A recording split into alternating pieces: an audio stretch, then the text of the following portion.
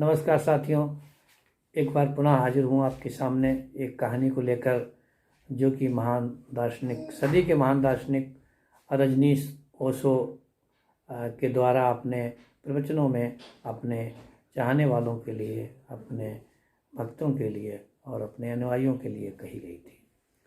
कहानी इस प्रकार से है कि एक बार सारे पशुओं ने मिलकर के एक सभा की। सभा में सभी पशुओं को बुलाया गया।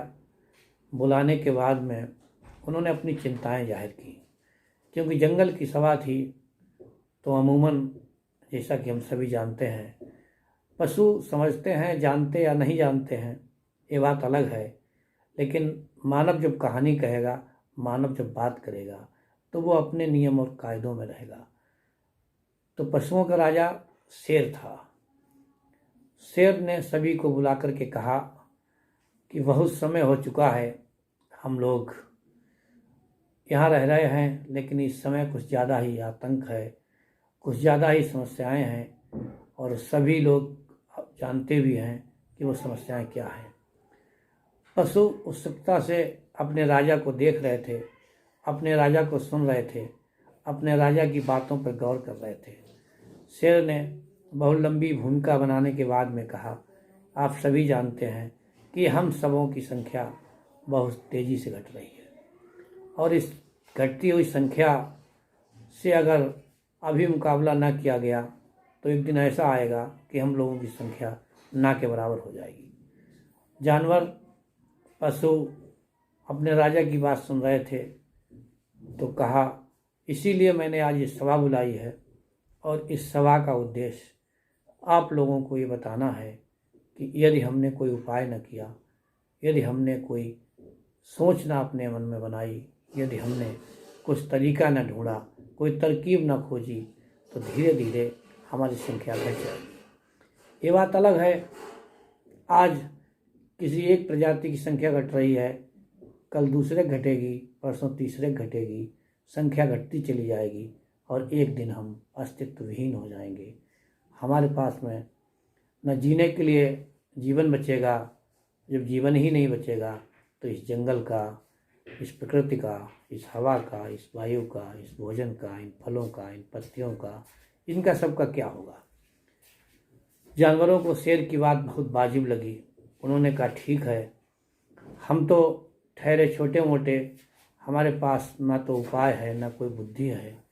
आप ही बताएं कि हम अपने को कैसे बचा सकते हैं, हमारा अस्तित्व कैसे बच सकता है। सिंह उत्तेजित स्वर में खड़े होकर के सबसे कहने लगा।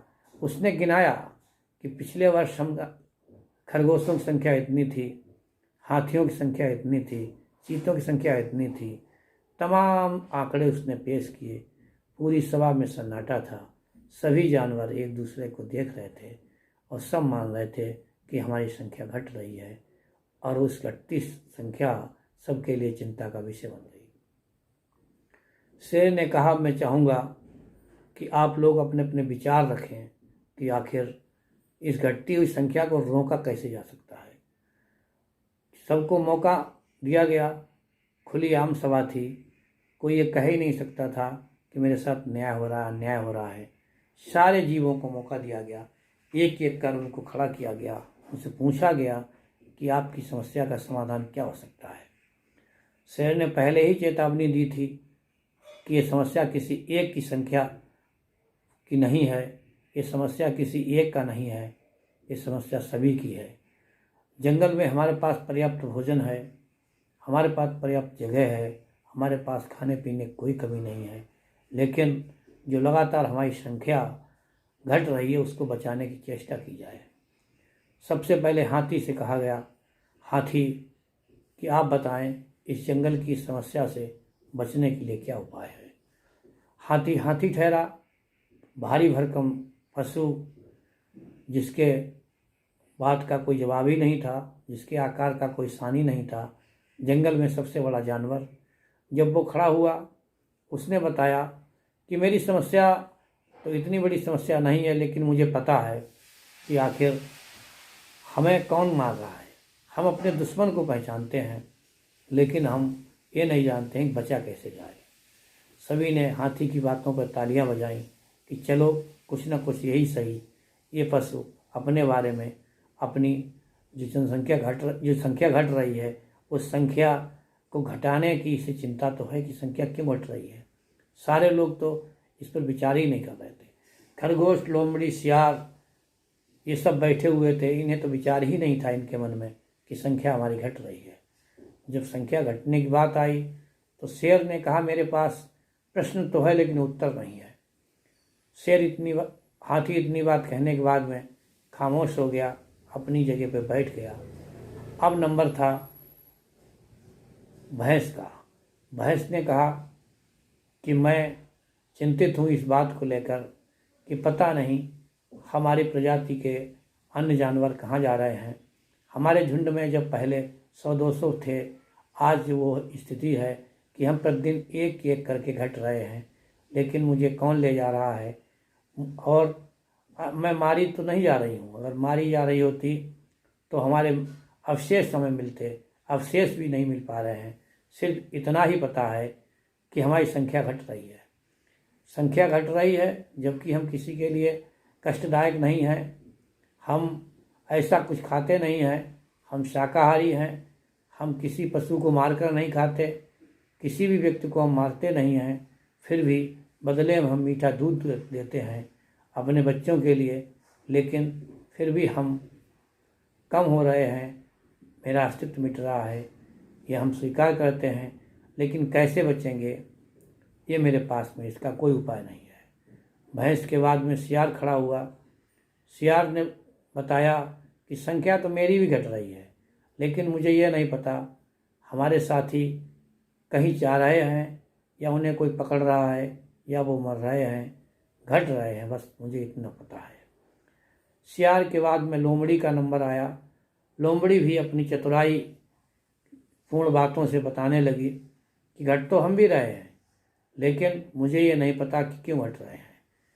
सारे लोगों ने अपनी अपनी, सारे जानवरों ने अपनी अपनी बात रखी, अपनी भाषा, अपनी बात, लेकिन समाधान के प्रति जो है कोई नहीं बढ़ रहा था। शेर चिंतित हो गया, समस्याएं गिनाने वाले तो बहुत हैं, लेकिन समस्या को हल करने वाला कोई नहीं है। शेर ने कहा कोई पशु अगर अपनी बात रखना चाहता हो तो वो रख सकता है। हम कब तक आखिर तमाशबीन बनकर रहेंगे। हम घट रहे हैं, लेकिन हमारे साथ कौन हमें घटा रहा है, हमारी संख्या क्यों घट रही है, ये मुझे पता होना चाहिए। बंदर से जब कहा गया कि आप बताइए, तो बंदर ने उछल कूद करके हुए कहा कि मुझे पता है और मैं इसका समाधान भी जानता हूँ। सारे जानवरों ने बंदर को इतने आश्चर्य ढंग से देखा कि चलो कोई तो है हमारे इस जंगल में, कोई तो है हमारे बीच का जिसके पास समस्या का समाधान है। सबसे पहले बंदर से पूछा गया कि आपको समस्या का ज्ञान है। बंदर ने अपनी पूंछ को हिलाते हुए बताया, हाँ हमारे पास समाधान है। तो क्या पहले ये बताइए क्या समस्या की जानकारी है। बंदर कहने लगा कि हाँ जानकारी है। सबने कहा ठीक है, जब जानकारी है। शेर ने कहा ठीक है, मैं आपको नियुक्त करता हूँ, आप हमारी प्रजाति, हमारी इस जंगली संख्या को बचाने के लिए, हम पशुओं को बचाने के लिए आप जो भी उपाय बताएंगे हम सारे लोग स्वीकार करेंगे, और हम स्वीकार करने के बाद में आज से नियम बना देंगे कि जो भी उस नियम को तोड़ेगा, जो भी उस नियम के आगे पीछे जाएगा, उसको जंगल में रहने का अधिकार नहीं है। जब बंदर खड़ा होता है तो बंदर बताता है कि संख्या को बचाने का, प्रजाति को बचाने का, अपने आप को सुरक्षित रखने का एकमात्र उपाय है कि सारे लोग पेड़ पर चढ़ना सीख लें। जब देखें कोई दुश्मन आता है, कोई हम पर हमला करता है, तो हम लोग फौरन ही पेड़ पर चढ़ जाएं। भालू की बात मानने योग्य थी। शेर ने उसको माना और ये प्रस्ताव पारित हुआ। फौरन ही प्रस्ताव बदला गया कि इस सभा में आए हुए सभी जानवरों को अपनी बात कहने का अधिकार है, और ये निर्णय अंत में लिया जाएगा कि किस उपाय से हम लोग बच सकते हैं, सबसे अच्छा किसका उपाय है, किसकी बात जो है सभी पर लागू होती है। कौवे ने भी अपना प्रस्ताव दिया, विचार किया, और उसने कहा कि ठीक है, वैसे तो मैं पक्षी की श्रेणी में आता हूँ, लेकिन आप लोगों की बात सुन कर के मैं पेड़ पे बैठा आपकी बात सुन रहे थे। तब वहाँ पर जो बिल्ली थी उसने तुरंत ही आपत्ति की कि जिसको सभा में बुलाया नहीं गया है उसे यहाँ बोलने का अधिकार नहीं है। ये सिर्फ पशुओं की मीटिंग है, ये पशुओं की सभा है, इसमें पक्षी की राय नहीं ली जाएगी। हाथी, शेर सभी ने एक मत में कहा, ठीक है, कौवे को या किसी भी पक्षी को हमारी सभा में अड़ंगा लगाने का कोई मतलब नहीं है, उसे कोई अधिकार नहीं है। कौवा वहाँ से भगा दिया गया। अब बाद में सभी जानवरों ने फिर अपनी अपनी राय रखी। बंदर बोला, ठीक है, मैं एक उपाय बताता हूँ। तो सबने कहा, यदि आपका उपाय वही पुराना वाला है तो आप उपाय नहीं ना बताएं, अगर कोई नया उपाय है। वर्णन ने कहा कि अब हम लोग रात्रि में छुप जाएंगे, अपने भोजन के लिए, अपने घूमने टहलने के लिए, अपना समय बिताने के लिए हम लोग सिर्फ दिन में ही निकला करेंगे। रात्रि में जब नहीं निकलेंगे तो हमारा दुश्मनों से बचाव हो जाएगा। फिर एक बार तालियां बजी। अब नंबर आया। फिर जब नंबर बढ़ता गया तो गाय से पूछा गया कि क्या आपको लगता है कि हमारी संख्या घट रही है? गाय ने कहा, हमारी संख्या तो घट ही रही है, लेकिन मैं समझती हूँ कि मेरे पास जो सींग है, मैं अपने सींगों के प्रहार से दुश्मन के हाथ नहीं आऊँगी, उसे घायल कर दूँगी। एक बूढ़ी गाय खड़ी होती है और कहती है, आपका उपाय ये नहीं चला है। यदि आपका उपाय चला होता तो हमारी संख्या अब तक घटी नहीं होती। फिर पूछा कि अगर आपके पास दुश्मन से बचने का कोई उपाय हो तो बताइए। अब गाय कुछ नहीं बोली, उसके पास कोई उपाय नहीं था। फिर उसके बाद में कुत्ता ने कहा, मेरे पास उपाय है, हम आप सबको बचा सकते हैं। शेर ने उसको बहुत ही शीघ्रतम कहा, आप आएँ और बताएं कि आपको कैसे बच सकते हैं।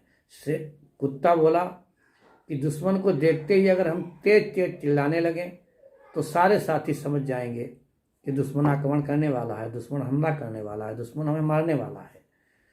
इस बात पर भी कुछ लोगों ने तालियां बजाईं, कुछ जानवरों ने तालियां बजाईं, लेकिन सभी लोगों ने कहा, ऐसा कहाँ संभव है, सब लोग तेज नहीं बोल सकते हैं, ये उपाय आपकी प्रजाति के लिए हो सकता है, सब पर लागू नहीं है। अब चीते की बारी आई। शेर के बाद दूसरे नंबर का जानवर, उसे मौका दिया गया कि आप मानते हैं कि आपकी संख्या घट रही है? चीते ने स्वीकार किया, हाँ मानते हैं, हम घट रहे हैं, दिन पर दिन हम पर संकट आ रहा है, और वो संकट एक रहा नहीं है, दोहरा संकट है। एक तो हमारी संख्या घट रही है, दूसरे जंगलों की संख्या घट रही है, पेड़ों की संख्या घट रही है। जंगल घटेंगे तो हम मरेंगे, हम मरेंगे तो जंगल मरेंगे। पेचीदा सवाल पैदा हो गया। सभा चल ही रही थी कि चीता ने नया उपाय रखा कि सारे लोग बहुत तेज रफ्तार से भागेंगे। सारे लोगों की वार्ता लगभग समाप्त होने को आई थी तो ये स्वीकार किया गया। शेर ने ये माना कि ठीक है, दुश्मन से बचने का एकमात्र उपाय है कि हम तेज रफ्तार से भागें। बात चल रही थी, सर्वसहमति बन गई कि दुश्मन से बचने का उपाय है तेज गति से भागना। इतने में वहाँ पर जो सबसे पीछे बैठा था सर्प खड़ा हो गया। सांप ने कहा कि प्रस्ताव तो अच्छा है, लेकिन पहले विचार करें, क्या सब पर लागू है, क्या इस उपाय से सभी बच सकते हैं? सांप को देख करके सभी जानवरों ने कहा, हाँ आपको भी अधिकार है, आप बताइए इस नियम में क्या बुराई है कि दुश्मन को देख करके भागा जाए। शेर को भी एहसास हुआ कि जरूर कुछ न कुछ इसके पास उपाय है, इनके पास कुछ ऐसा है जो इसमें ठीक नहीं लगा। हाथ जोड़ते हुए सांप कहता है कि जो पहला उपाय था कि सब लोग पेड़ पर चढ़ जाएं, तो जंगल के श्रीमान महाराज शेर महोदय, क्या ऐसा संभव है? हर पशु क्या पेड़ पर चढ़ सकता है? जो लोग उस समय तालियां बजा रहे थे, जो गुणगान गा रहे थे शेर के उपाय, हाथी के उपाय के, वो सारे लोग आश्चर्यचकित हो गए। सबने एक स्वर में कहा कि ऐसा संभव नहीं है जो सारे लोग दुश्मन को देखकर पेड़ पर चढ़ जाएं, क्योंकि पेड़ चढ़ना सबको नहीं आता है, सबका आकार नहीं है, सबका प्रकार नहीं है। अब सांप ने हाथ जोड़कर शेर से पूछा कि आपने इस प्रस्ताव को माना तो था, क्या ऐसा संभव है आप श्रीमान जी पेड़ पर चढ़ सकते हैं? शेर शर्मिंदा हो गया। उसने कहा, बिल्कुल, मैंने ये बात समझने की भूल की थी, मैंने जल्दी की थी। दूसरे नंबर पर सांप बोला, यदि कुत्ते की बात है, कुत्ता ने जो कहा है कि हम तेज चिल्लाएंगे, क्या सारे जानवर चिल्ला सकते हैं इसके बराबर? नहीं चिल्ला सकते, उपाय भी फेल हो गया। इसके बाद में अब चीते की बात शेष थी। चीते ने जो उपाय दिया था कि सारे लोग तेज दौड़ेंगे और भाग जाएंगे। सांप ने कहा, हम पशुओं के पास में जंगल रहने के लिए है, लेकिन हमारे पास जो उपाय हैं वो अभी पर्याप्त नहीं है। अब सबको आपत्ति हो गई। उन्होंने कहा, अब आपको क्या ज़रूरत रह गई, क्या बात ऐसी थी जो आप पूछना चाहते हैं? तब सांप ने कहा कि तेज वही दौड़ सकता है जिसके पास पैर हों। हमारी प्रजाति से पूछिए, हमारे पास तो पैर ही नहीं है। ओशो कहते हैं कि हम दूसरों के उपाय सुनकर अपने जीवन में उपाय ढूंढना चाहते हैं। हम दूसरों के विचार से अपने जीवन की समस्याओं का हल चाहते हैं। जिस प्रकार से पशुओं की वो सभा बिना किसी निर्णय के खत्म हो गई, उसी प्रकार से इस मानव का जीवन बिना किसी निर्णय का रोज समाप्त हो रहा है। इसे बचाने के लिए हमें आगे आना होगा। हमें विचार करना होगा कि एक से नियम लागू नहीं हो सकते। हमारे जीवन में समस्याएं अनेक प्रकार की हैं, तो हमारे समाधान भी अनेक प्रकार के होंगे। इतनी बात कहने के बाद जीवन का एक संदेश था इसमें कि आपकी समस्याएं किसी दूसरे से मैच करें, उनके समाधान मैच करें, ये ज़रूरी नहीं है। आपको, हमें, इस मानवता को अपनी समस्याओं को समझना पड़ेगा और उन समस्याओं को निपटने के लिए, उनसे जूझने के लिए, उन पर विजय प्राप्त करने के लिए अपने उपाय खोजने होंगे। जय हिंद, जय भारत। साथियों, यदि आप इस चैनल पर नए हैं तो चैनल को सब्सक्राइब करें, लाइक करें, कमेंट्स करें। अगली बार फिर हाजिर होते हैं एक नई कहानी के साथ, एक नए विचार के साथ। जय हिंद, जय भारत।